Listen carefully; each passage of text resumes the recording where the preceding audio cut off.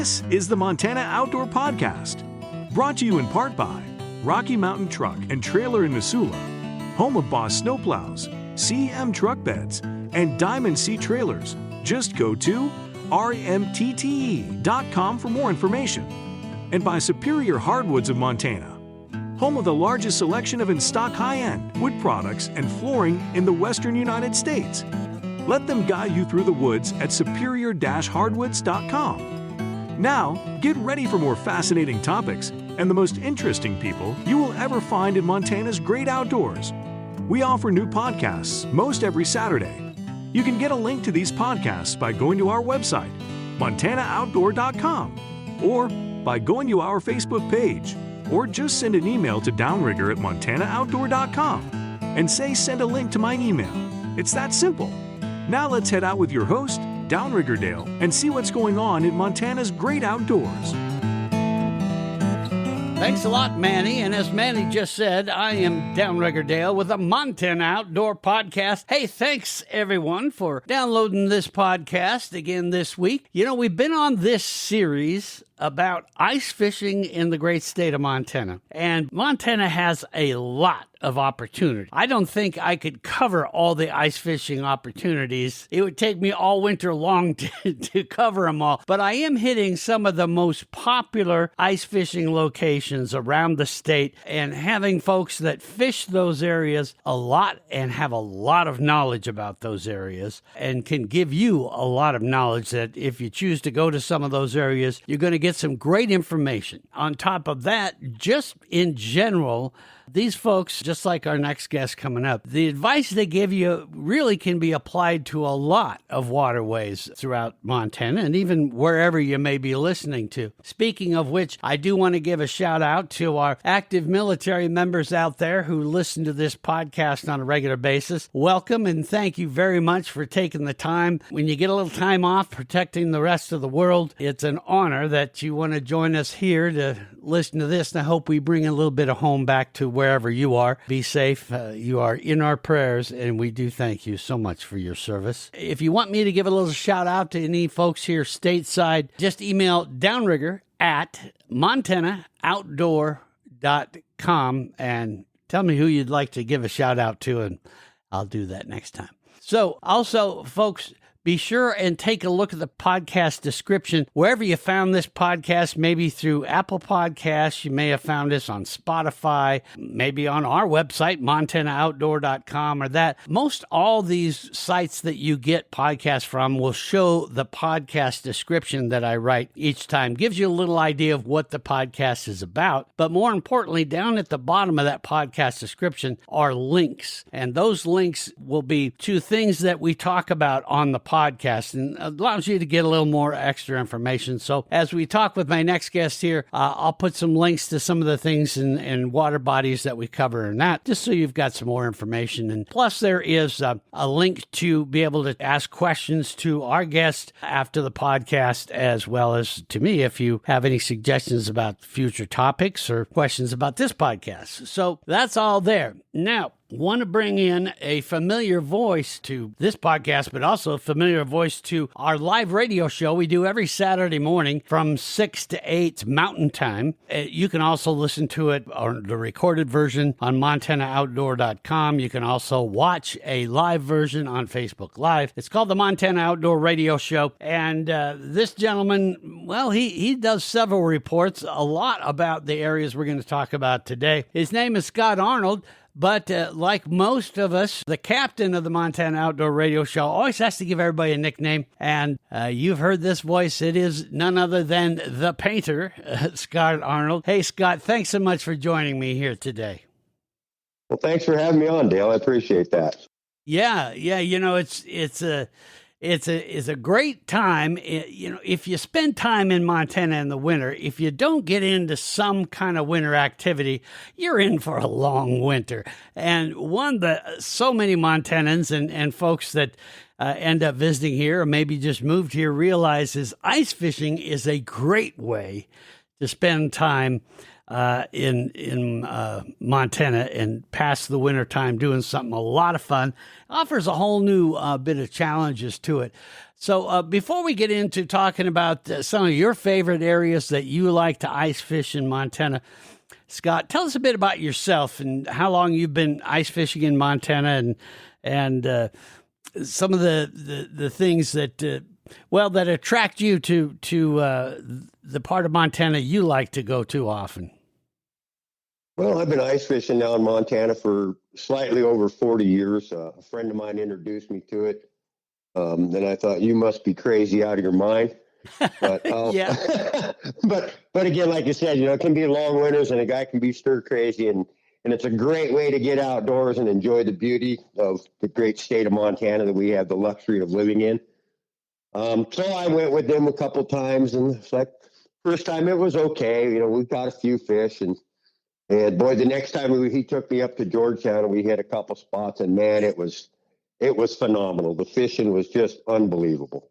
We came home. We left the Missoula area about 4:00 in the morning. We got up there, got set up on the ice, and man, by about 2:00 in the afternoon, we had about 60 kokanee apiece on the ice, and it was at that point I was addicted. It was crazy. I mean, you literally looked down.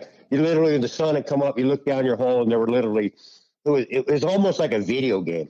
You just looked down there, jig. Oh, there's one there, and it was just one right after another. And I was hooked from that point on. It was so much fun, and it was great being outside and getting out of the house and just having something to do and not go stir crazy in the wintertime. Right. Yeah. You start catching, something like a whole bunch of kokanee and you go, okay, now I get it why people want to come out here on the ice. I get it. Yeah. So, exactly. I get it. So, yeah, it really is. What do you feel are the best lakes and reservoirs? You like to spend a lot of time over in the Helena area. That's kind of in the central Montana, maybe a little west central part of Montana. What are some of your favorite lakes and reservoirs you want to talk about today? Boy, I tell you just can't go wrong fishing in Helena. I mean, it's anytime you're in Helena, it's a couple 2.5 hour drive from Missoula, so it's fairly close. Got all kind of accommodations. You got 3 great big bodies of water and 2 other smaller bodies of water, and there's just fish there to be caught. I do a lot at Holter when ice is on at Holter, which can be kind of hit and miss. That's one of my favorite places to go, but sometimes access can be kind of tough. That's usually the last lake over there to freeze up. A lot of current, so you got to kind of be careful with it. But man, I tell you, if you want to go catch just some wonderful, great eating big perch and take the kids out and catch fish, man, that's a great place to go. And once you get on any of those lakes in Helena, it's just a different. People think, oh, you're secluded, and it's really not. I mean, there's kids out, there's people with shacks out, there's people sitting on the ice. Kids are running around, sliding in the ice and playing with the dogs, and people are so friendly. People come up and talk to you.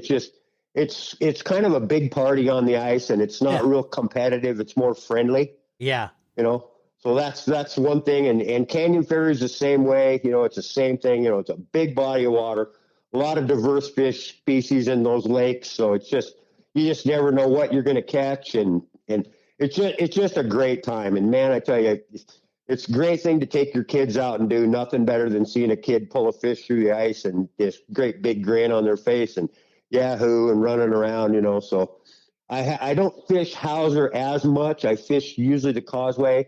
Again, that's another one that's kind of sketchy, and I've never really fished it that much to really learn it. So that's kind of why I don't go there. Mm-hmm. But yeah, and the Helena Regulating Reservoir, another great one right out of town, for Kokanee and Perch. So yeah, I mean, it's just a great place to go. Lots. I mean, the weather's generally nice. Be prepared for some wind, but you see a lot of sunshine, a lot of nice days. So yeah, so I mean, any one of those lakes. Lately I've been concentrating a lot more on just because of accessibility is Canyon Ferry. It seems to be that south end of the lake. Water's a little shallower, not as much current, so kind of easier access on and off the lake. So that's kind of where I go, and I do like catching big perch, or there's always big rainbows in there. There's big ling cod. There's big walleyes in there. So you have a real diverse opportunity of things you can do there. Yeah, Canyon Ferry is a very popular lake. If I recall, statistically, the most fished lake is Fort Peck, and that just due to the size and it covers a lot of eastern Montana. Right. But I think second in line, if I'm right, I believe it's Canyon Ferry is the second most fished lake. I believe you're probably right. I think that's correct. Yes. Yeah. And it's that way for a reason. It's a great lake. As you said, it's accessible. It's a diverse fishery and that. So we'll start there. Let's talk a bit about ice fishing then on Canyon Ferry. Which fish you want to talk about first that you like to target there in Canyon Ferry? I like to target the perch and the rainbows, and that's simply because there's so many of them in there that it's real easy to they're easy, and they're basically the techniques we're going to talk about briefly here work on for perch, rainbows, and kokanee on just about on any lake in Montana. Okay, so you can cross that over. I generally, I learned about Canyon Ferry from on the water. I kind of learned, the areas to fish and target. But if you go into any of the sporting goods stores in Helena, they sell detailed contour maps of all three of those lakes. So that's a good place to start if you've never really fished it. If you look at those contour maps, those maps are very detailed. They show you the older original river channels. They show you the creek and stream bed channels. So you kind of point you in areas where you can start looking for fish. Those areas are kind of crucial, those creeks and current areas, because they create current. And if you fish for these, predatory fish, if they're in current, they don't have to search for food. The water's bringing food to them. Yeah. So there's some of the first places you start, least amount of activity. They can, they just hole up in a spot and they let the food come to them, so they don't have to search as much. Mm-hmm. So when you're talking about predatory fish, you're talking about the pike, walleye. Walleye, perch are very predatory. Oh yeah. Trout are, ling cod are, surprisingly. Most people don't realize how predatory a ling cod is, but yeah. Mm-hmm. Yeah, and a ling, for those of us, that are listening, some of you out there may know that fish by a different name. It's a burbot is another name for it. In Montana, most all of us call it a ling. It is a member of the cod family, though quite a bit different than an ocean cod that you would get. Strange looking fish, but it's a fascinating one in that they're not very easy to catch in the summer, but nighttime is about the only time you're really going to be able to get them. And even then they're a bit hard, but it seems like in the winter ice fishing, they're a little easier to find. But what's interesting about them is, you're right, they're very much an opportunistic predatory fish, in that they will go find some of those areas where the current's bringing the bait to them, and then they're great camouflaged fish, and they'll hang out down there on the bottom, and they'll fill up with the fish. So and they are one of the best eating fish around. Oh, absolutely. Yeah, it's hard to eat. It's hard to beat those things. Yeah, It really is. So is it kind of rare to catch a ling in Canyon Ferry, or can you catch them pretty regularly through the ice? You can catch them and actually that's generally when I've done my best, is through the ice. Generally, mid to late January to first or second week of February. That's the tendency of their spawning times. So they're a lot more susceptible during the spawn. The fish are more bunched together. So that just makes them easier. They love rocky points or rock piles. That's a great place for them to hide.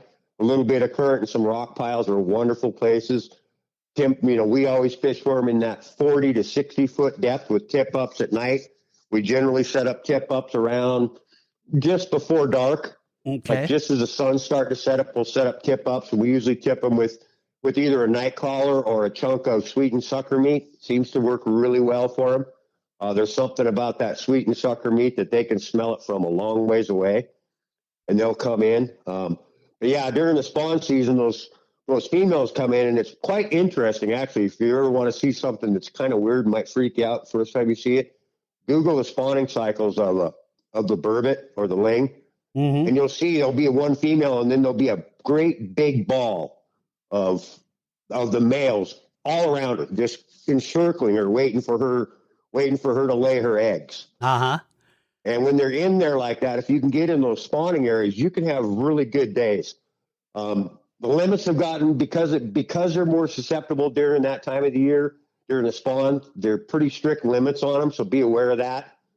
But yeah, I mean, we've had days when we've set up tip-ups and gone to bed at night, fish till 3 o'clock in the morning, go to bed, wake up, and it looks like all the tip-ups are up and nothing but you can see is 3 or 4 guys, 18 flags up. Wow. And you're running all over the place just pulling up fish. So, how many tip-ups can you have that you can leave out overnight on Canyon Ferry? At Canyon Ferry and Helena Lakes, you can have 6 a person. Wow, 6 You a can have person. 6 you can have 6 tip-up. Well, you can have 6 set lines or 5 set lines and a jigging rod. Okay. You can have up to 6 rods at a time going. Yep. Wow. So yeah, that's a great strategy. And, come the next morning, it's like Christmas morning for fishermen. It's like Christmas morning. Exactly. You start pulling up, you go, I wonder what I got on here. And that's a wonderful surprise to get that Ling.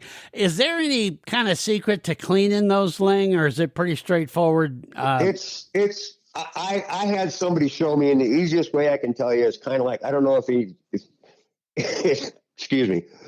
It's kind of like doing a catfish. You can kind of take and make a cut behind their head and just cut around their head. Okay. And then you just kind of make a little slice down the belly, just barely in the meat, and get a little loose pair and grab a pair of pliers and just grab the meat and the skin, and it'll just peel right off. Oh, wow. So it is a lot like cleaning a catfish. It's pretty much like doing a catfish, yeah. Okay. Yep. It's pretty much like skinning a catfish, yeah. All right. Well, for those of you listening here, what I'll do, if I can find a example of that, I'll put a link to that just so you folks can take a look at that and learn a little bit more about it.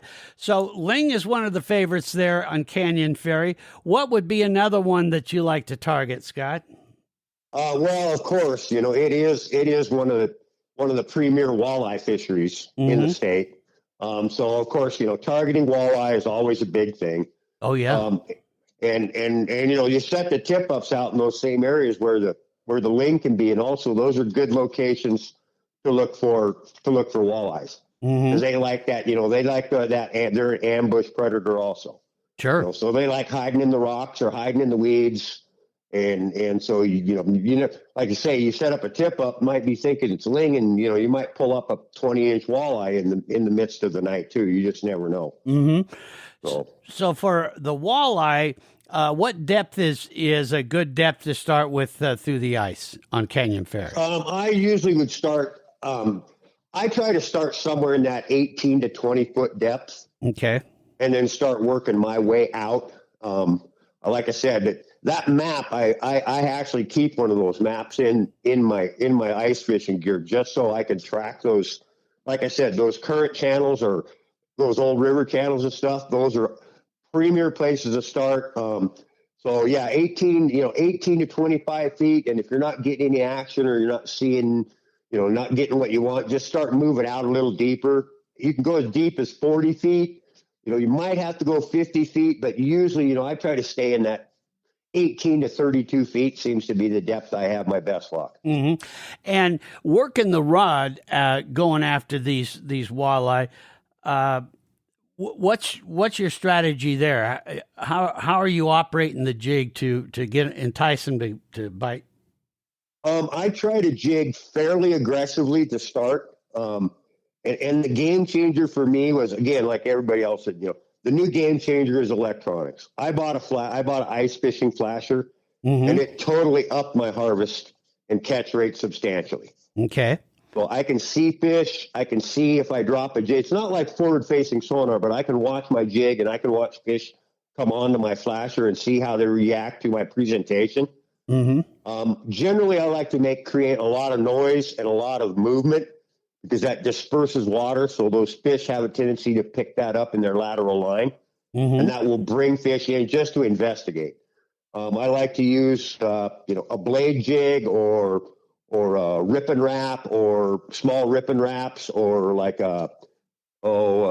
jig and wraps. Sure, yeah. Because they're really erratic in their movement, and a lot of times a fish will feel that, see it, or hear it, and they will come in to investigate. And then if you jig aggressively and the fish doesn't respond to it or it swims away immediately, then go to a more subtle presentation, maybe just a short pop on the rod tip, or lift it up a little bit and then drop it down. A lot of times the fish will hit it on the fall. So that's my primary go-to for jigging. Start out aggressively, and then nice thing is the ice fishing flashers nowadays are really nice. You can get into one for about $300 to $400. If you really watch, you can probably find them in a fairly decent one for around $300. And once you get that, it's a game changer. It'll be a game changer for you. It'll totally change the dynamic of how you fish under the ice. What's your favorite brand of flasher that you like to use? I use the Humminbird Ice 45, which is the mid-range unit.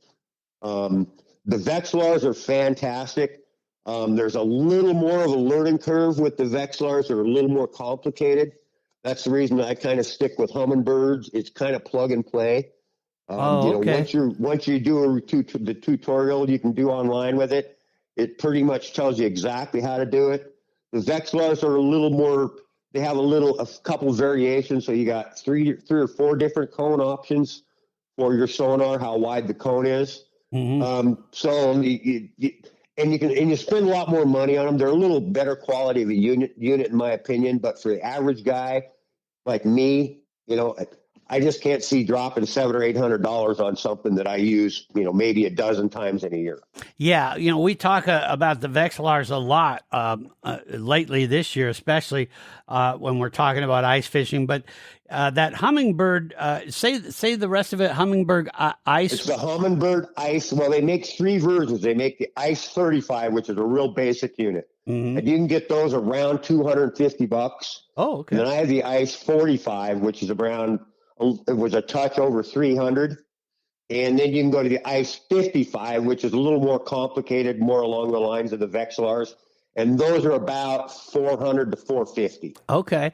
So I'll put a link to the Humminbird so those of you listening can take a look at the different models and learn a little bit more about them. But yeah, that, to me, like I say, we've talked pretty much just about Vexilars lately, but I'm glad that you brought up the Humminbird because that makes a lot of sense, especially for someone out there that may be just starting and says, I'm not going to go out and do it that often. That makes a lot of sense, rather than dropping a big pile of money. Yeah. And money's tight. And I tell you, it's ice fishing is like any other kind of fishing. You can spend a lot of money. Oh yeah. or you can spend a little money and still, but I will tell you, I think some kind of an ice fishing flasher is a very good investment. And I wouldn't be caught dead without one. Okay. Yeah. Yeah. What other fish can we target through the ice on Canyon Ferry? Boy, I tell you, the perch fishing there, man. If you want to catch some jumbo perch, yeah, that's the place to go. Yeah. For this part of Montana, anyhow, you can go over like Lake Cascade in Idaho and get huge ones, but man, the perch, they get some really nice perch over there, and it's 10 to 13 inches is a fairly normal range. Wow. Yeah, and you catch a lot of those in the 9 to 10 to 11 inch class, and the biggest one I've ever caught out of there has been 14. I've been with a couple guys that got them pushing 16 inches. Good Lord. Yeah, that's some big perch, and I tell you, they fight like crazy. Yeah, a big perch fights like crazy. Yeah, and perch, for those of you that may be turning up your nose a little at it, saying, "Oh, what really perch?" They are a great eating fish as well. In fact, I just did a podcast with Captain Matt McComb up in Northwest Montana, and he was saying the same thing. That's his favorite, as a matter of fact. His favorite fish. If they would get as big as a walleye, I would probably cut back my walleye fishing substantially. Yeah, they make an excellent fish taco too. So yeah, exactly. So we've got Burbot, we've got walleye and perch. Anything else in Canyon Ferry that we should talk about before we move on to one of the other lakes? Well, and then you've always got the those big, bright red meated rainbow trout there in those lakes. Well, yeah, those are excellent. And you can get them anywhere from 12 inches up to 24, 25 inches. And if you hook a 4-pound rainbow on an ice fishing tackle on a light rig, it can be pretty western. Yeah. It's a lot of fun to reel one of them big rainbows up through the hole. It really is. And that is something that there's some interesting ways that you can target those rainbows. So those of you that love to fish for trout, tell them a bit about, what your strategy is to target some of the rainbows in Canyon Ferry. Well, on the rainbows, I use almost the same rig that I use for my perch or my kokanee fishing. Oh, yeah. Just a little larger scale.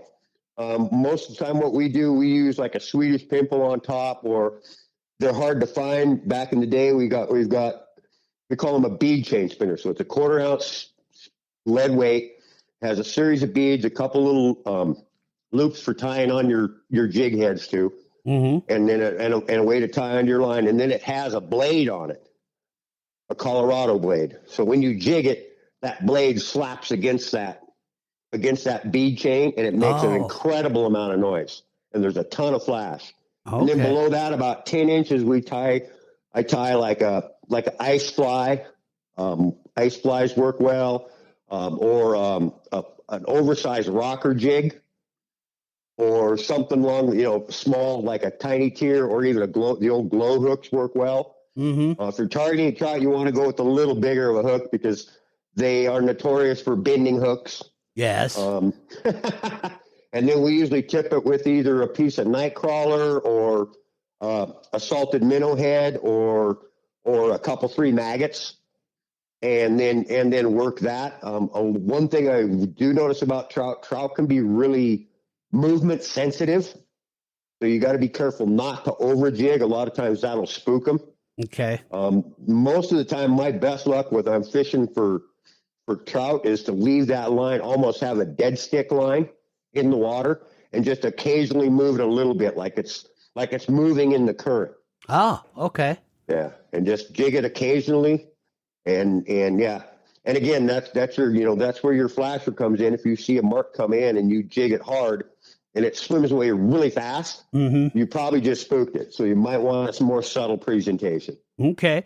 Good advice there.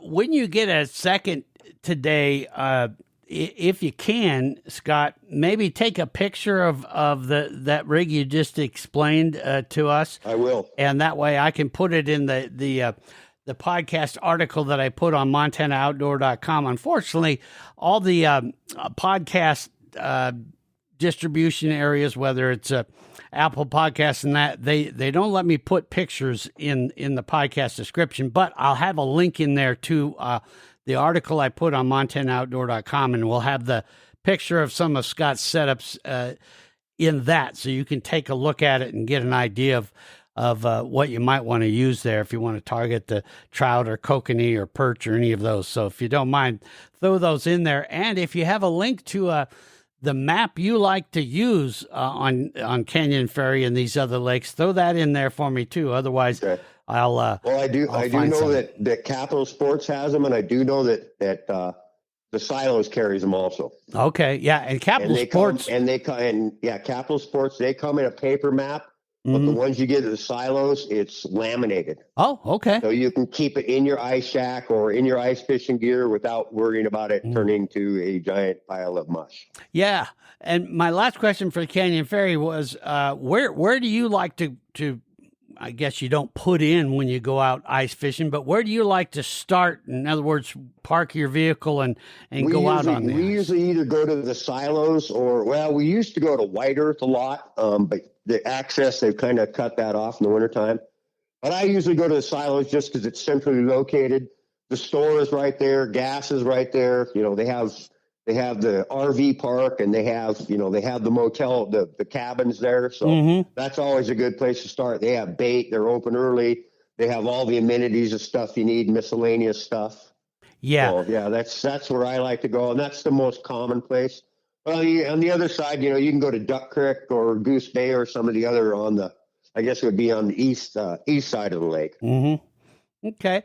Well, we're going to take a quick break here, Scott. When we come back, let's move on to one of the other lakes, maybe the Helena regulating reservoir, and we'll talk a bit about what you go after and how you target the fish there.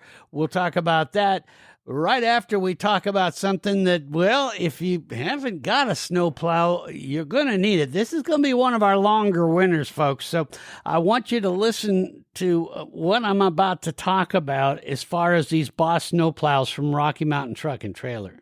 Yeah, my friends at Rocky Mountain Truck and Trailer are proud to be the authorized dealers for the top truck, trailer, and snowplow brands in the world, like CM Truck Beds, Diamond C Trailers, and of course, like I said, Boss snowplows. As I've been saying, last winter we got off a little easier, but this year it's going to be a lot different. Now, why am I saying that? Well, did you hear the podcast I did with Matt Rosencrans from the National Weather Service Climate Prediction Center? He said Montana and other areas in the Northwest are in for a lot more snow. Of course, that means driveways, parking lots, roads, and all that are going to need to be plowed, and plowed a whole lot more for the rest of this winter. And of course, that means you'll want a Boss snowplow to get the job done quickly and perfectly every time it snows. And that, my friends, can only mean one other thing. You need to talk to Rocky Mountain Truck and Trailer right now about a Boss snowplow for your truck, tractor, ATV, UTV, while they can still get the one you need. Then you'll be prepared for what's coming. Because not only will you have the best snowplow that is perfectly designed for what you want to put it on, but the folks at Rocky Mountain Truck and Trailer will install it for you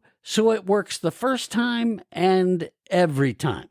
Now is the time, my friends, to be ready for what is going to be coming our way a lot with the best. A Boss snowplow from Rocky Mountain Truck and Trailer. If you're in the area, you can stop by at 5680 Expressway in Missoula, Montana, or you can go see them at rmtte.com. Take a look at all the Boss snowplows they have right now, as well as other equipment like CM Truck Beds and Diamond C Trailers that will also make your life so much easier this winter. Yeah, there is no better place to get you through this winter than Rocky Mountain Truck and Trailer. Again, website rmtte.com. Easy to remember and a great way to take a look at what they have. That's rmtte.com. I'm telling you, folks, they know what they're doing, and they're going to be your best friend this winter. Go see them. We are back here on the Montana Outdoor Podcast. Scott Arnold, the painter, he is my guest today. We're talking about doing some ice fishing in the Helena area right now. And Scott's been talking about the Canyon Ferry a bit. Let's move on to the Helena Regulating Reservoir. I know that's another one of your favorite spots. One, where is that located in around the Helena area? Just describe a bit of where we find that. It's just east of town. Okay. Can't remember the road. I can't remember the road now we have to take. It's just on the east side of town. If you Google it up, you'll find this. Sure. There's kind of a convoluted. It's a little bit. It's east of Helena, and it's a little bit north of East Helena. Mm-hmm. So. And that one seems to be another real popular area, especially during these ice fishing days. Let's start with what do you like to target? I hear that the Kokanee are pretty good in there, aren't they? Yeah, they have some real nice Kokanee in there. Last couple of years, the size has been kind of down a little bit, but it's not uncommon to catch 13, 14, 16, up to 16-inch kokanee there. Nice. That's a little different of a reservoir, simply because twofold. Number one, you can't take any kind of motorized vehicle on it. Okay. Because it's a water supply system for the city of Helena. Yeah. So it's a walkout, but it's not a very big lake. I would guesstimate it's probably somewhere along the size of if you took Frenchtown Pond and added Harper's Lake to it. Mm-hmm. So it'd be about that size, maybe half the size of Lake Marironan. Okay. Yeah, and I'll put a link to the Helena regulating reservoirs just so folks can take a look at it. Now, where do you start out with there? Where's a good spot to park and get out on the ice? Well, there's two primary access locations. The main one is the main boat launch, and it's not hard. When you take the right turn off the main road, you'll come in, and the first thing you'll see, there'll be a parking area and a picnic area and a small boat launch, and that's the primary access point. And you can go right off the boat launch and go right out on the lake. And then if you go if you're coming in, instead of taking that left, you just keep following the little narrow road through. There's another smaller parking area with some picnic tables, and that's another access point. And that's more or less on the south, it'd be kind of the southeast corner of the reservoir. So. Okay.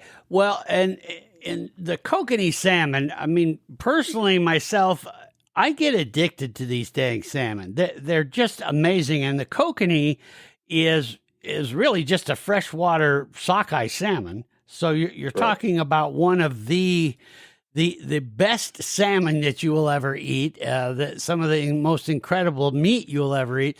Not to mention, they can be a fighting son of a gun as well. So when you're out on the Helena regulating reservoir, how are you finding these kokanee salmon there? And then give us depth and maybe some of the strategy you use to bring those up above. Okay, well, the depth in that thing is pretty consistent.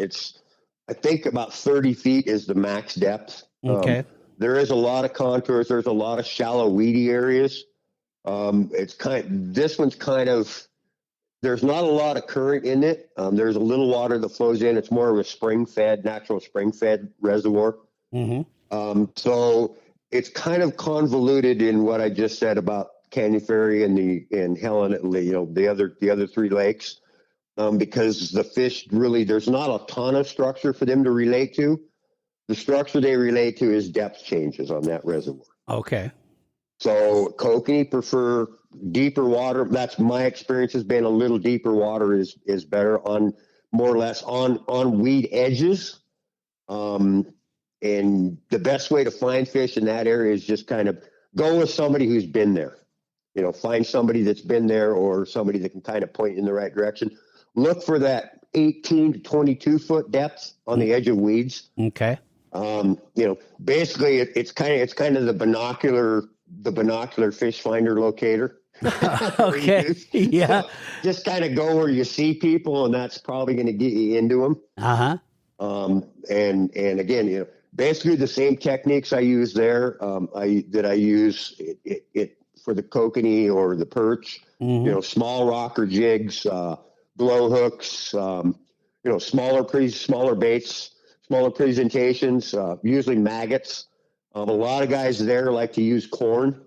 So for some reason, they're really attracted to corn in that reservoir, and I don't know what it is. I think it appears like something they would normally eat in the reservoir. So do you, even a maggot tipped with some white, and we always use white shoe peg corn. Yeah, I was just going to say, do you go with that shoe peg corn? That seems to be very popular for the kokanee in this state. Yep.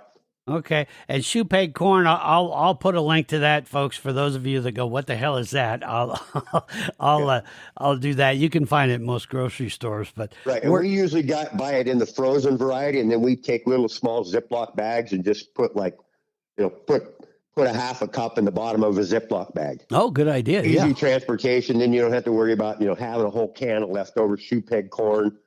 What do I do with this? What do I do with the can? Blah, blah, blah, blah, blah. So, Yeah, I had one tip over in the back of the Tahoe once, and I smelled shoe peg corn for quite a while. Yeah, I would imagine so. I didn't realize that shoe peg corn had that kind of a scent, but boy, it'll stick with you.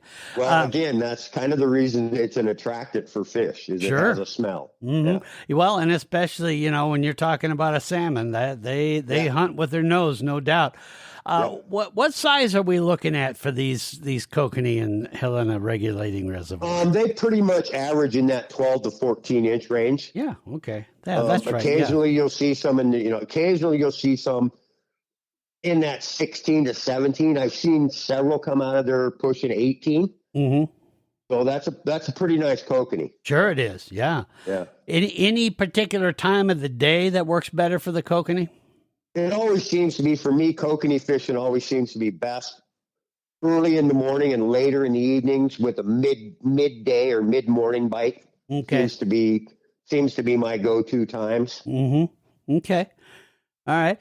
What else would you target in the Helena regulating reservoir?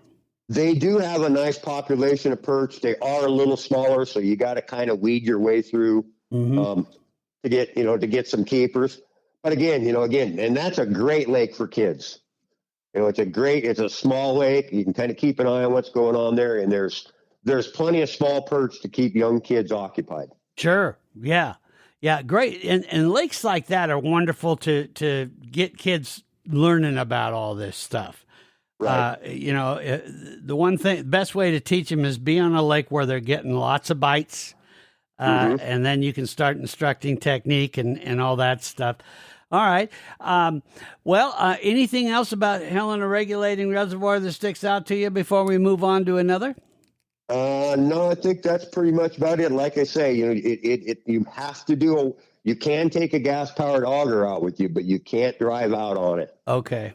Yeah. So it is foot traffic only, and they enforce it. Okay. Well, and I'll put a link to the Montana fishing regulations so you guys that are listening can make sure you check the regs. You always want to do that because, regulations can vary from water body to water body. Now, Holter, we did a podcast with Trevor and his dad, and I'm telling you, people just were fascinated by that because of the size of these kokanee they were pulling out of there. Now, right. Do you find those in the winter at all through the ice, those great big kokanee on Holter?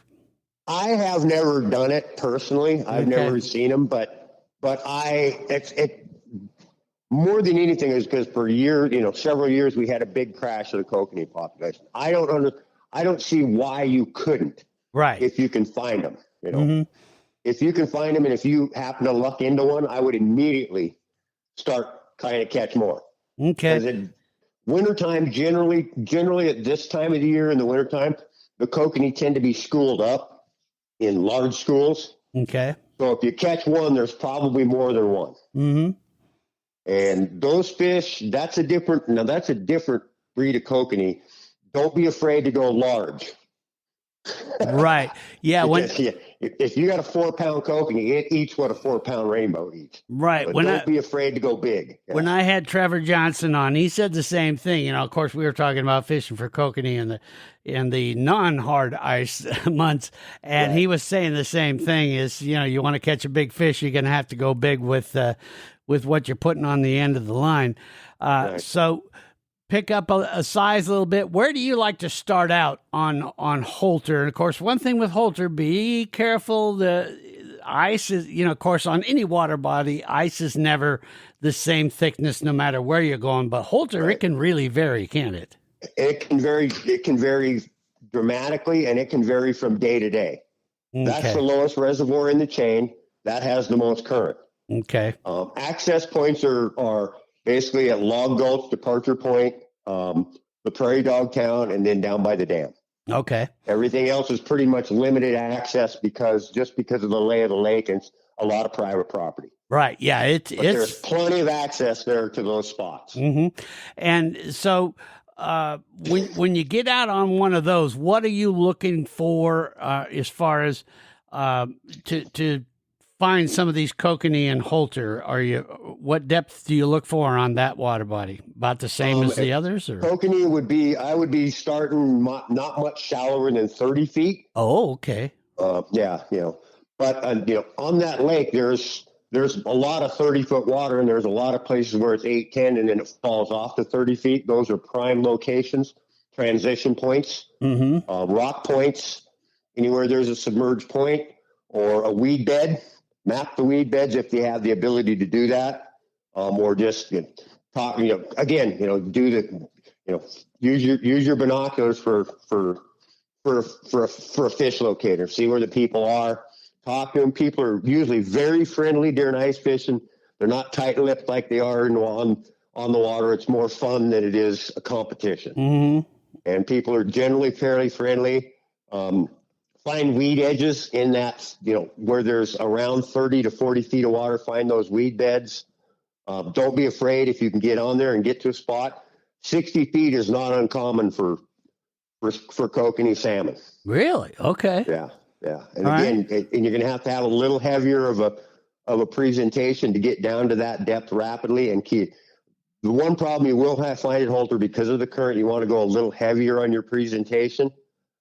Simply because you have so much current, and when you're jigging, and most guys that fish know this, a vertical presentation is pretty critical. Right. So if you're not putting a little weight on there, that thing's going to drift right up and go shallower on you, and really not stick to the location you really wanted to target. Well, so, you might be out at 60 feet, but your lure might be 60 feet from where you're at. Right, exactly.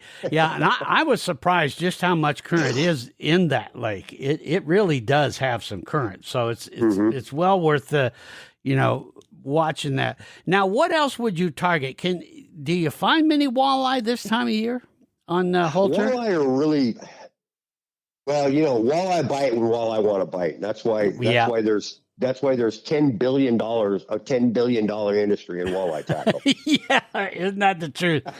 Yeah. You can find them. It's, generally, my best time walleye fishing is usually first light and last light. Hour. Try to be set up, an hour and a half before daylight, and up till until that sun comes up. You got cloud cover, you got a little advantage. But those lakes. And I do want to throw this out there real quick. If you're going to go to any of those lakes, be prepared to bring ice cleats or some kind of traction. Because the wind blows there, and a lot of times you're walking on pure sheet ice. Right. It's 3 feet thick with maybe a little bit of water on it. So it will be very slippery.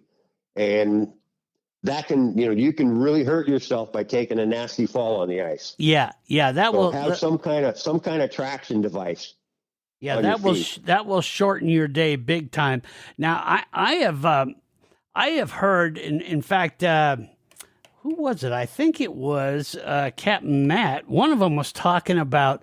In fact, it was Captain Matt who said that what he and his wife like to do is once they find a really good area and it's doing well for them, they will put some yoga mats down and then be able to take the cleats off. And they tend to get a little more concerned about the amount of movement and noise and that they're making. And, you talk to 10 different fishermen, you're going to get 10 different answers. What are your thoughts about that, being out on the ice? Because I know we kind of forget when we're up on that hard water, when we're on the ice, we kind of forget you're out on the lake. And so sound is amplified, whether the water is frozen or it's liquid. So are you pretty cognizant of that? Do you tend to try to cut your noise and movement down a little bit, or? I do some, and you're talking with yoga mats. Those are great because you can go to Walmart and you can get those little connect together ones. Yeah. And you can get a bundle of about 4 to 6 for like $9 or $10. Yeah. And I have them in my shack. I have a couple outside of the shack. And if I'm hopping around, hole hopping, I usually just stick one inside of my coat. So I got, for that same reason, not to mention the fact there is some insulation factor there. So you're not, your feet aren't always on a solid chunk of ice. Right. Yeah. Yeah. Yeah, so that's good. We'll get into some of the other gear that you like to take out there, but just kind of wrapping up for Holter. Any other types of fish? We've talked a bit about the walleye. We've talked about those great kokanee. Holter is a great trout lake. Absolutely, it's one of my favorite ones. So do you target the trout quite a bit there on Holter? I do. Okay. Yes, I do.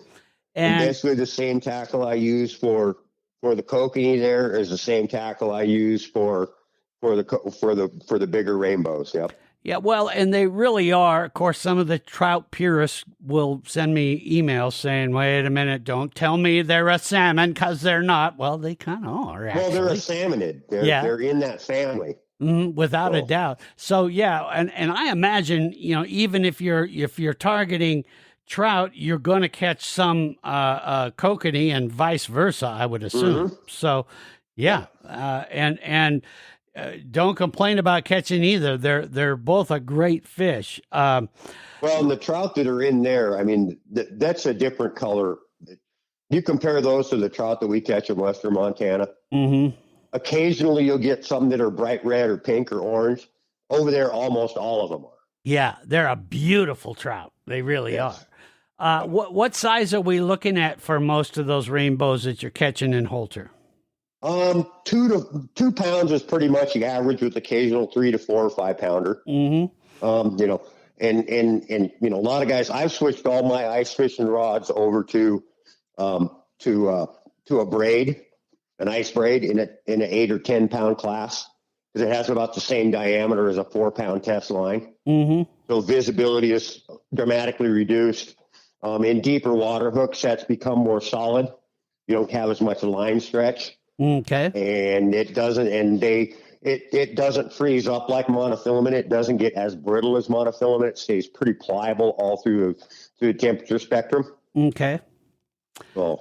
Yeah. So targeting those trout, the area that I always seem to have my best luck out on Holter, now this is in the summer, is, mm-hmm. You go from Split Rock up towards that bend where all those little homes are sitting over along there by the power lines. Yeah.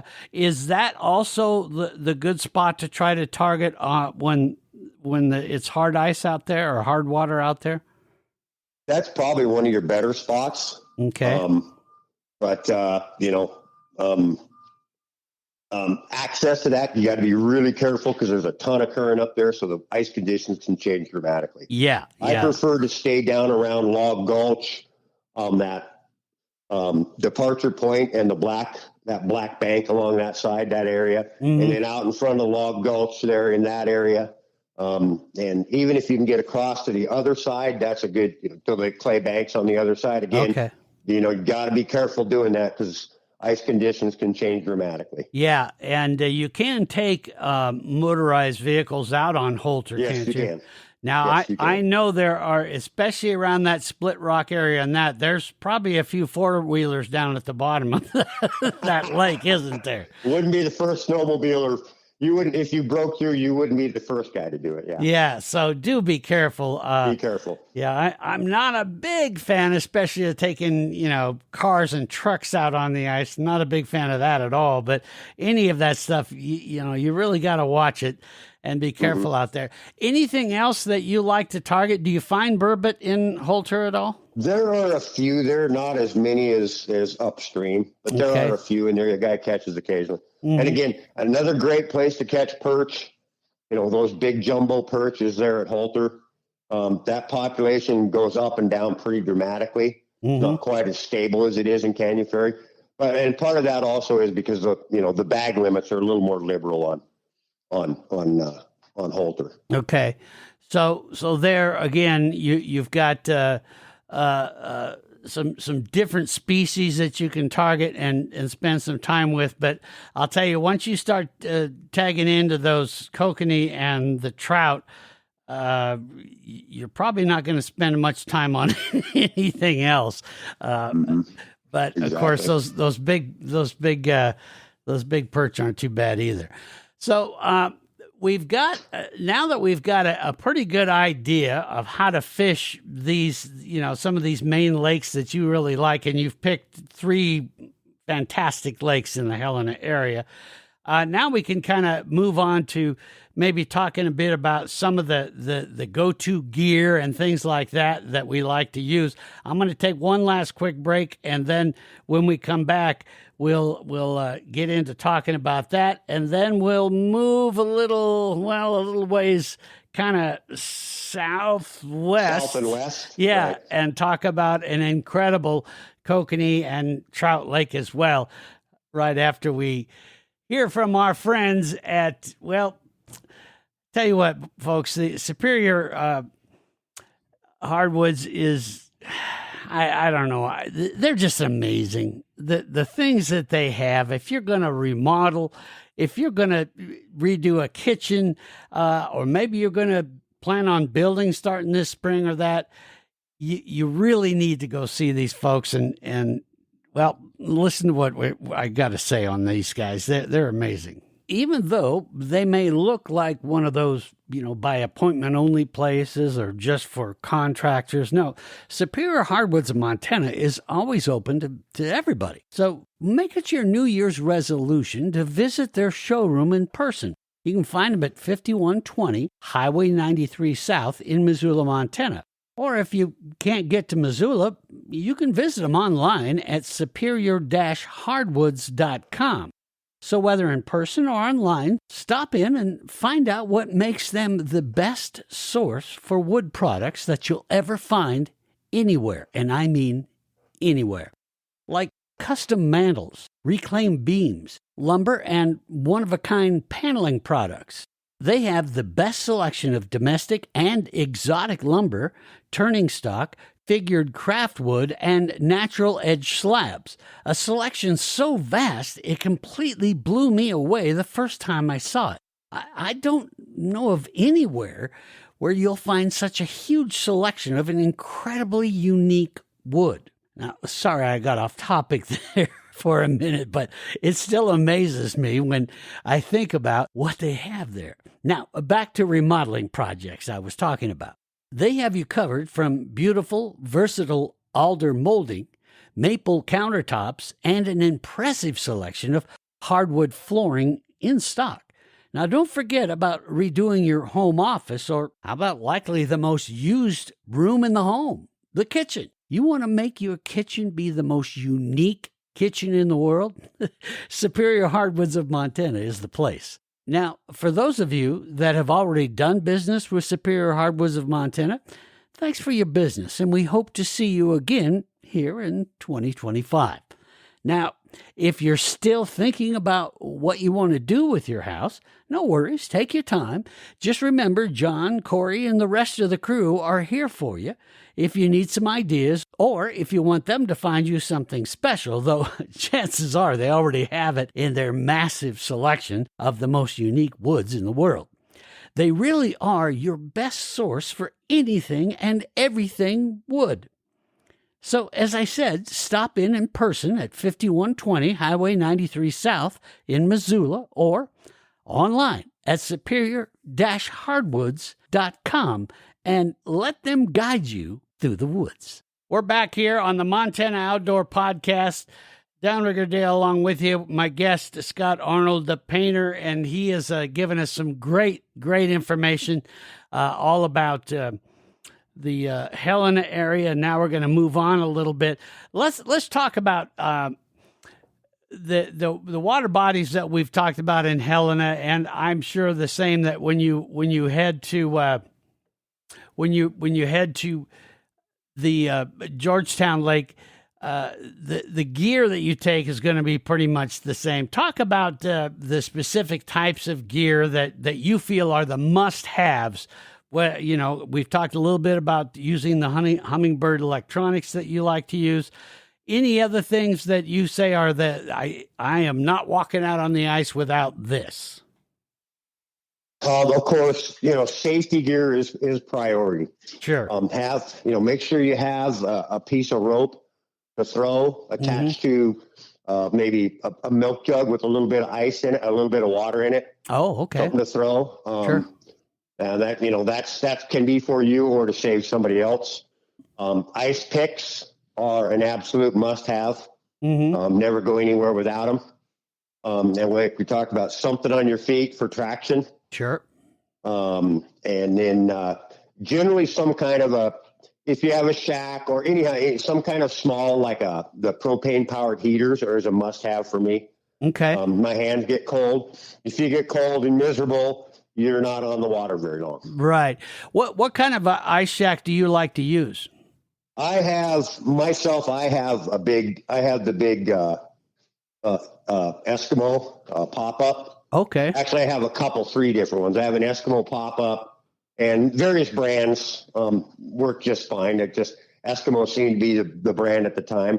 Mm-hmm. And then if I'm going to be out on a real long trek, I have a great big clam tip over, which I really like because it's more than just creature comforts. I have padded bucket seats and all kinds. I have built-in rod holders in it, nice. And cup holders and all kinds of stuff. And again, it's got its own light system with a spare battery for it. So it's quite the setup, but it was not cheap. No. But I like my creature comforts. So, sure. Yeah. Well, and if you're going to get hooked on ice fishing, which once you get going on this out in Montana, folks, you're going to get hooked on it.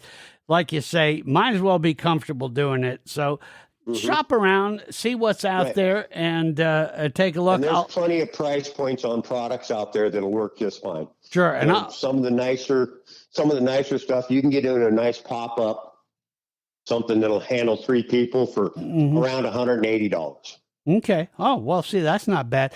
Now, do you put a sled, all your gear on a sled, any kind of typical sled you like to use, or just? I have a couple of otter sleds for my pop-up if I'm just going to go out for a quick day trip. Uh-huh. My clam has its own, it has its own sled built into it. Oh, okay. So all I have to do is transport gear from one sled to the next, depending on what I'm going to do. Sure. Okay. Yeah, and those are kind of must-haves. You don't want to be making a bunch of trips back and forth, and when you're ready to go, you want to be able to just pack up and move on. So, take a look at some of those must-haves, and we'll get into a little bit about rods and line and that in a minute. But let's move on now to another popular lake that really has become synonymous with ice fishing. It's near the great city of Butte, Montana. And of course, I'm talking about Georgetown Lake. Now, that has a reputation for many, many years as one of the best lakes to catch kokanee salmon through the ice. And I know one of your favorites to fish on is Georgetown. Now, is that still a really great kokanee lake? It has. It's still a great kokanee lake. We're starting to see a decline in the number of fish, but we're seeing an increase in the number of fish that are bigger. Oh, okay. So we're starting to see, not uncommon now to see a lot of 10 to 12 and even 13, 14-inch kokanee. Oh. The average that I've seen this year has been around between 10 and 12. So that's a substantial upgrade from what it used to be.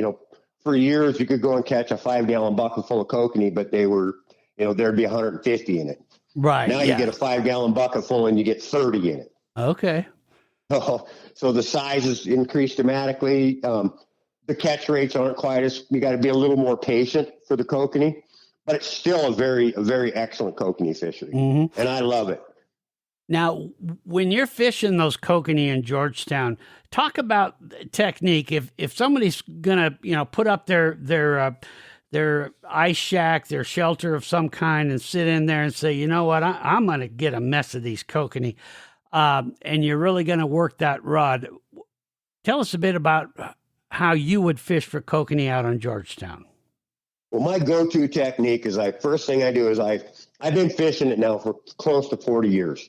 So I have go-to spots, and I hit those spots. Generally, a lot of guys like to be a little closer to the weeds and a little shallower than I do. Mm-hmm. I prefer a little deeper. I prefer define contours and depth changes. I'd prefer to fish just outside of the weed beds, within about 10 feet away from the weeds. Main reason being because that lake also has a large number of very voracious rainbow trout. Oh yeah. And those kokanee they'll hang out in the weeds for a while, but they relate weeds, high concentration of weeds, to being a danger area. Okay. Because there's predators there. I got you. So you like to go out a little bit deeper. So yeah. Where are you starting out with on Georgetown? Where do you park and head out on the ice? I generally start out at Rainbow Bay, which is the Piney Point boat launch. Mm-hmm. That's real easy access, good road going in, real easy to get to, lots of parking. And then I generally go from there. I generally go across the lake to the North Shore. And I work that shoreline. There's a nice weed edge along there that comes out about 100 yards off the shore. And right on the edge of that weeds, and anywhere from 18 to 22 feet of water is where I usually start setting up. I generally find fish there. I have been skunked there a few times, but very rarely. Okay. Piney Point, which is a little further of a walk out, off the Piney Point, out by the governor's mansion, our old governor's mansion. Yeah. And there's some big houses out there. Anywhere along there in that 18 to 22 foot. Again, we're fishing just outside of the weed beds, just outside of the edges of the weeds. Mm-hmm. That's another good spot. Early in the year, the Red Bridge launch right on the highway is probably where early in the season, that's where I generally find them. Mm-hmm. As the season progresses, they kind of move around the lake and they hit some of the other spots. So to catch those now, are you dropping it right down to the bottom and then kind of jigging up, or how are you working that jig? So when we drop our jigs down, when we drop our rig down, we try to get on the ice at about 5 to 6 o'clock in the morning. Okay. Because we like to catch that early morning first light bite and be set up.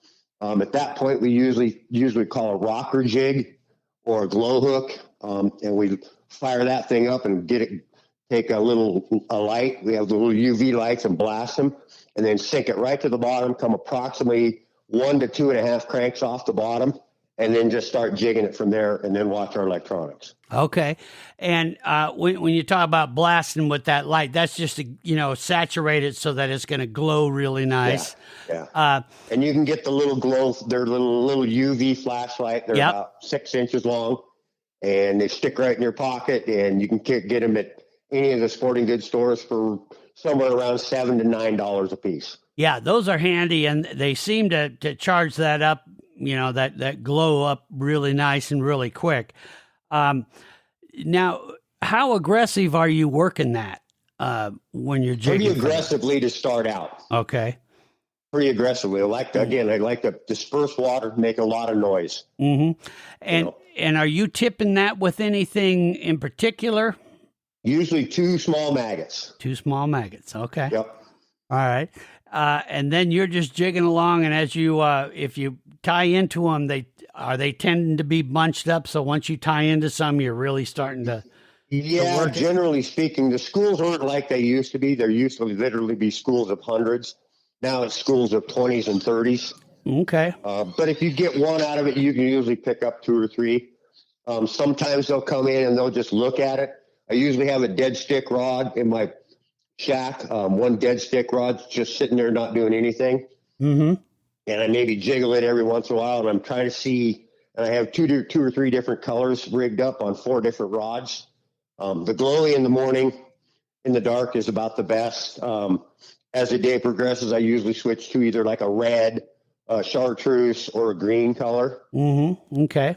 And work those, and then I just generally work them, see how the fish react to them on my locator. Sometimes, a lot of times, they don't want any movement. I've had numerous times where the dead stick is just, as soon as I'll get a fish, reel it up, get it. In fact, I don't even reel it up because they're only in 18 feet of water. We usually hand line them up. Sure. And that way my rod's sitting at the exact same depth. I don't have to figure out. I don't have to go to the bottom, go 2 cranks up. I gotcha. Yeah, good idea. Yeah. Just pull it up and down back pull you it go. up and then throw it back down you go. Yep. And then you're right back in the same depth you caught the fish out of. A lot of times you'll come in, you'll see fish come in on your screen. If you see just ones and twos, if you see ones and twos come in, probably trout.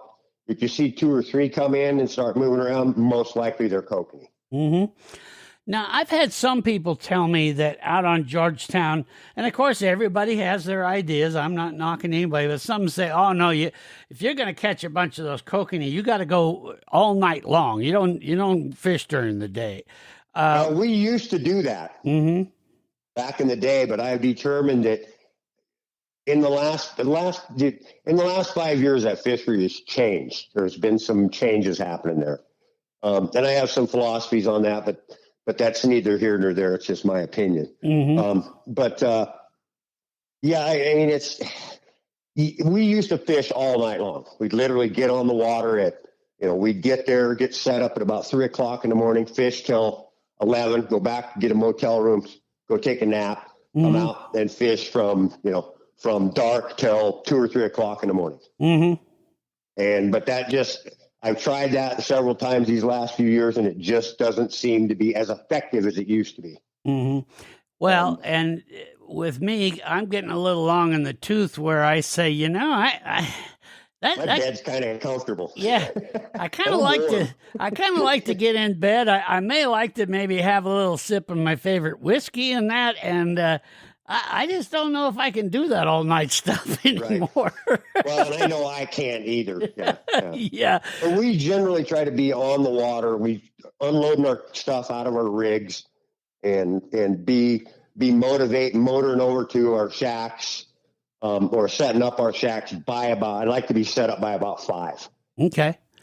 And then out you go, and then that bite's going to last, how long through the day? Usually till about 10, 9:30, 10, and then it tapers off, and generally around 11 to 1, you'll get a push of fish come through. So you can, we usually get there, we usually fish till about 2 or 3 o'clock, maybe 3:30 in the afternoon, and then we pretty much, load up and head back and go to the local restaurant and have a good meal and maybe a couple cocktails to go along with it. Sure. Now, are there areas of Georgetown that we should just stay away from, either because it's dangerous or it's just not worth spending the time? There's just not any good action. Most of the areas are, you can generally catch trout pretty much anywhere on the lake all day long. Okay.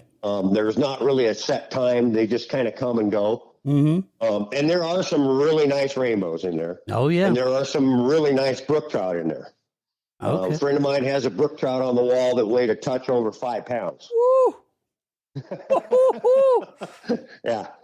So there's some big brookies in there, but they're pretty limited to the harvest rates. Again, check your regulations. Sure. But yeah, and the great thing about Georgetown is it freezes up early. Usually, unless you get a big dump of snow, the ice gets a pretty good pack to it. So getting on and off it is generally pretty safe. We run 4-wheelers. We usually run snowmobiles. Okay. Just because you can, as days warm up, and that has numerous hot springs in it or warm springs. So you can get a lot of slush on top of that, and a quad is just pretty much a stuck vehicle when when you're in 12 inches of slush. Where a snowmobile, you have the chance to blow through it. So. Sure, yeah.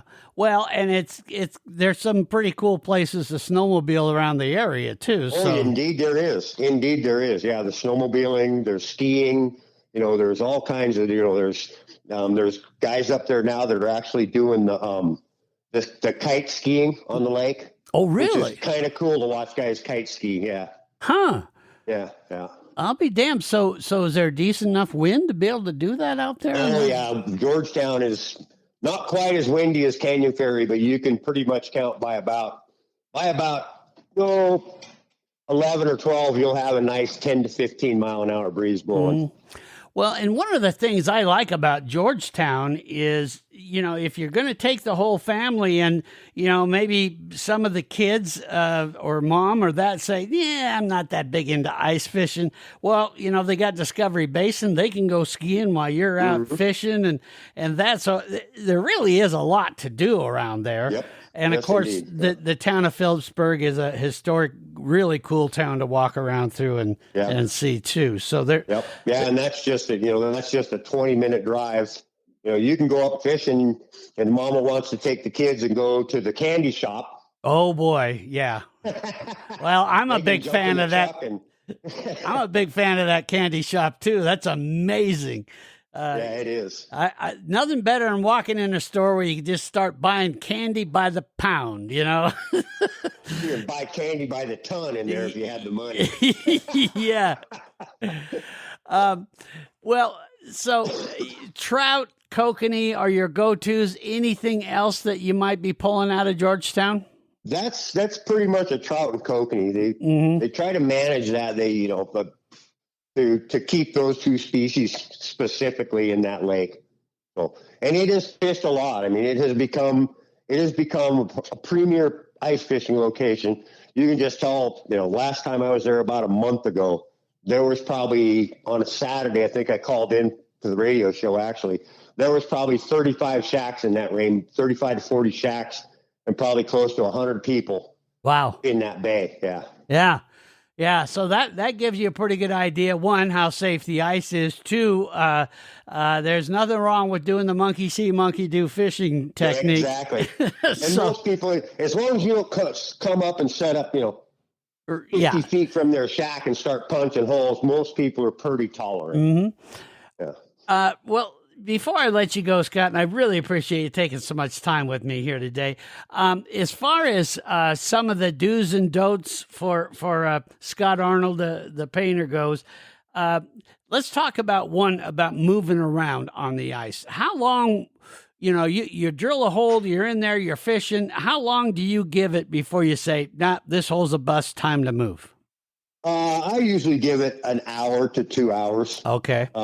And again, and on Georgetown, I have a tendency on the other lakes in Helena area to hole hop a lot more, simply because it's such a bigger body of water, and I haven't exclusively fished it as much as I have. I have 4 go-to places at Georgetown that if I can't find fish in one spot, if I move to one of those 4 spots, I will catch some fish. Right. Okay, so it's just purely a learning curve. And you're gonna see a lot of that too, just with where other people are setting up too. So that's going to give you a bit of a good idea. Right. How about as far as and like I say, you've been doing this a long time on these lakes and that. What are some of the bigger mistakes that you see people make that maybe for some of our listeners that are either new to the sport of ice fishing or new to doing it out on these lakes we've been talking about? What are some of the big mistakes you see that we could avoid? Probably the biggest one, especially on Georgetown, is fishing too shallow. Okay. Because Georgetown, it can get up to a foot of snow on the ice. And if you're hauling a sled that has 30 pounds of gear in it, you get wore out pretty quick dragging it through slush and snow. Oh man, I'm tired. I'm just going to set up here. That's probably the biggest mistake I see there. Okay. Within all those bays and these points on Georgetown, it stays relatively shallow for a long way out on a lot of the access points. Okay. So, one of the other ones, probably a primary one, is not really learning, not going with somebody that knows what they're doing and can kind of show you some of the ins and outs of the proper tackle to use. Going too light or going too heavy or too big or too small on your presentation. Give us an idea. Give us an idea there as far as what kind of are your go-tos, the types of rods you like to use, line that you prefer to put them on, those kind of things.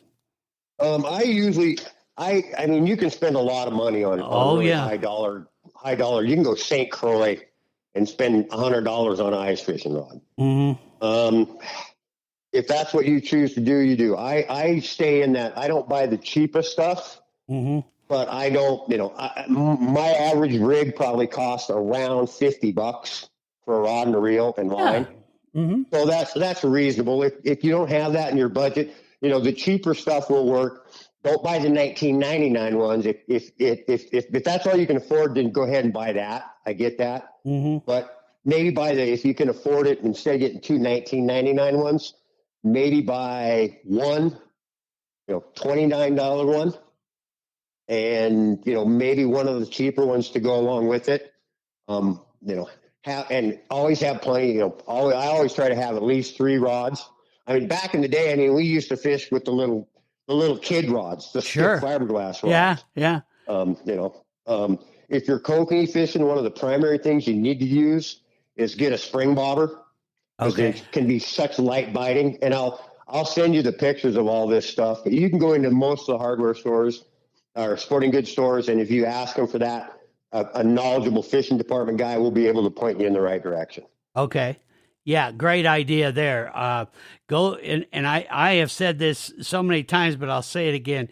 Go to the local tackle shops. I'm not talking down about your great big warehouse tackle warehouse things, stores, right. but really that, especially when you get in the sport of ice fishing, that local tackle shop, they have so much of that local knowledge, which is so important, and they'll steer you right to the items you just need to have. And most of those guys actually fish, so they know. Absolutely. Yeah. They have experience. Yeah. They're out there all the time. They know, and all their buddies are coming in saying, hey, this worked really well. That one worked. That didn't work. And they're more than happy to share that knowledge with you. So go into those local ones. I'll put in a link to some of the area ones that we prefer. We call them our preferred stores. So check those out. But any of those local stores are really helpful, and they're going to get you there. How about staying warm? Of course, if you can get the ice shack and all that, any type of boots, gloves, bibs, things like that you really recommend. The thicker the thicker the boots and the thicker the gloves, the warmer you're going to be, of course. Dress in layers, because when you're if you don't have if you have to drag it out manually, you're going to get sweated up. Right. Dragging your gear out. That's just gonna be a fact. So wear light. Dress in layers. Get something light underneath, and then dress in layers. Always make sure you got a big heavy coat with you, because you're probably going to be sitting out in the cold, and the cold creeps in slowly. Before you know it, you got hypothermia and you don't even realize it.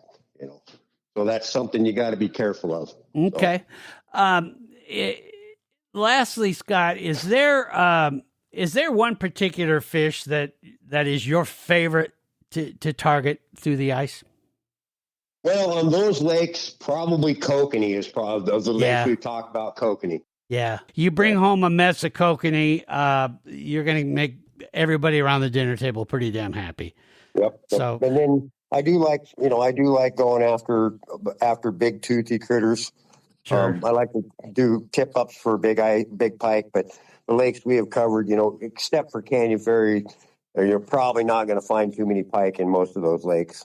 So. Right. How about the other thing I wanted to mention, and I know you don't like to brag on yourself, but one thing I did want to mention is when you're not ice fishing, you're one hell of a painter, thus the nickname. Well, I try, yeah. Yeah, thus the nickname, the painter. Talk about your business a little bit. If folks are needing some painting, what parts of the state do you cover as far as doing painting projects, both inside and outside the house or business? Well, we've been doing this now. This will be my 33rd year in June. So I've built a pretty successful business with some help of some partners in advertising and word of mouth and that type of thing. So, we pretty much have traveled all over the state. I've gone as far as Lewistown, and I've gone as far north as Kalispell. I've gone over to Sandpoint, Idaho, Helena. So we pretty much cover the majority of the western Montana, all of western Montana, and some areas, and a little bit of Idaho. And we pretty much go wherever the work is. If it's profitable, Sure. and lucrative, we can travel. As far as the types of painting that you guys kind of specialize in and do, anything in particular that folks should want to hire you for? Well, we're a full service painting company, so we cover everything: interior, exterior, light commercial, some light industrial work. We have a finish shop, so if a guy just needs some doors and trim freshened up, we can take care of that problem.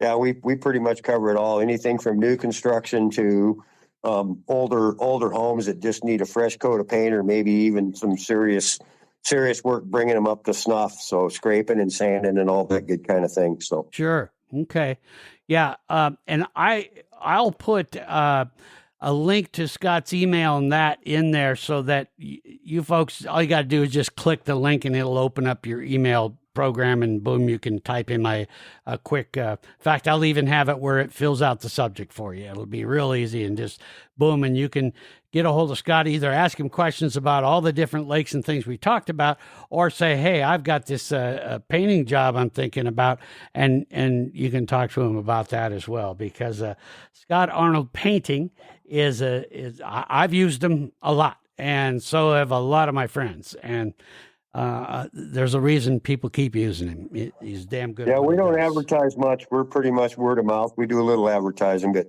that's kind of one of the things I pride myself in. Is we have approximately a 95 to 97% satisfaction rate with our customers. Yeah, well, there you go. Can't beat that. So, and while he's painting, you might even get some great fishing advice as you're going. So there you got it. You bet. We always like to talk about fishing and hunting. There you go. Anything else before I let you go? You spent a lot of time with us. I do appreciate it. Anything else, Scott? Well, I just, again, always on the ice, be aware of conditions and safety first.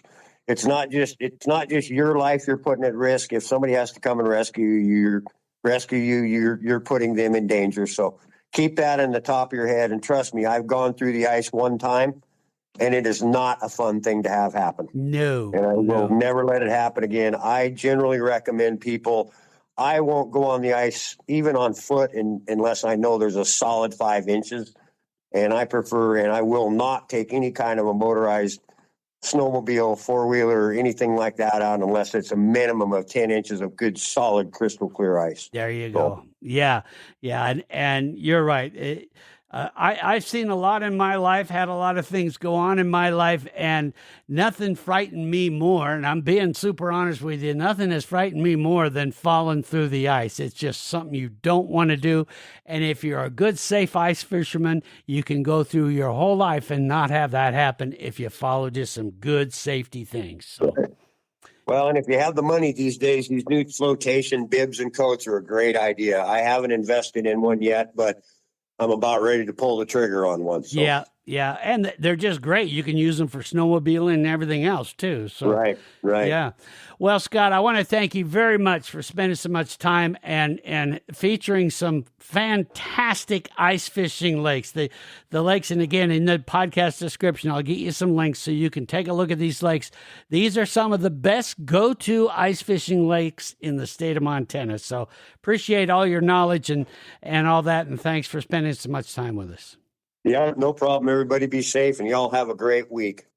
There you have it, folks. That's Scott Arnold, Scott Arnold Painting, Scott Arnold, the great fisherman, and you're going to learn a lot. So go back through, look at the links there in the podcast description, take a look at all that, listen again if you need to, or send us some emails, and Scott will be happy to give you more information, and as will I, in helping you get you in the right direction. So until we talk again, folks, be safe out there, be good to each other, and we'll see you next time here on the Montana Outdoor Podcast. Thanks for listening to the Montana Outdoor Podcast.